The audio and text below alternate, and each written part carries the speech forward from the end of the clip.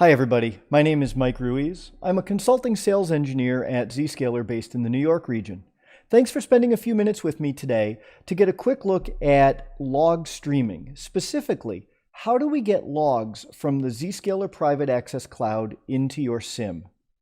Now, most SIEMs want to consume logs in syslog format, which is plain text. So we have to be careful about streaming plain text over the internet.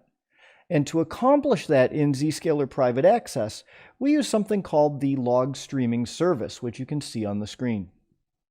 The log streaming service leverages a ZPA application connector. These are the same application connectors that you've deployed to provide application access to your private apps. Now, ideally, we would use a dedicated pair of application connectors to stream logs for the log streaming service. And that's because we don't want to put a load for log streaming on application connectors that are in production that need to deliver apps to your users. That's exactly the same application connector software. You already know how to deploy that, so just drop an extra one or two out there for your log streaming service that are near your SIEM. And we're going to go in and configure them as log receivers. That's going to enable these application connectors to reach out to the ZPA cloud and pull down some logs. Now, what you'll notice on the screen right now is I have a few log receivers configured, and that's because there are different types of logs you may want to retrieve from the ZPA cloud, and you may want to send them to different SIEMs. So you'll see in here, if I pull it down, that I'm using a log streaming connector here group called Log Streaming Service San Jose. And you'll see I'm using the same connector group dedicated for log streaming. So I don't need to necessarily have dedicated connectors for streaming different types of logs. I'm going to designate my connectors by selecting them here in the application connector group. I'm going to give it a friendly name, and here's where I'm going to specify the IP address and port number, or the host name and port number of the SIEM that is going to receive my log stream. In this case, I'm using an IP and port 11,002. When I hit Next, I'm taken to the actual configuration of the log stream. And the first thing I need to do is select what type of logs do I want to stream to the SIEM.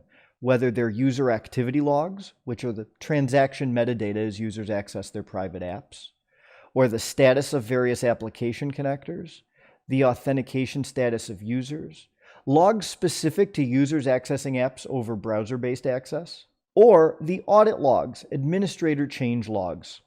After I select what type of logs I want to stream, I can select a template, comma-separated value, tab-separated, JSON format, or custom. In each of these, I have the ability to go and edit the template that's used to send these logs. I can add or exclude specific fields, change delimiters, etc.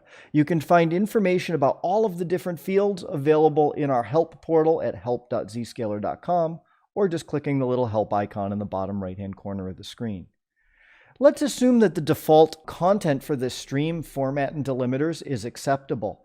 The next thing I can do is filter these logs based on different attributes. For example, something from an IDP, an attribute being sent over for my users via SAML.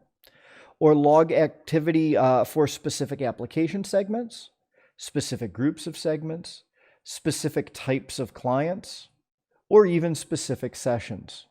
So you can see, for example, why it may be advantageous to have multiple log receivers configured so that you may use some for your daily activity monitoring or certain types of blocks, maybe a different SIEM or a different format, etc. for audit logs, etc.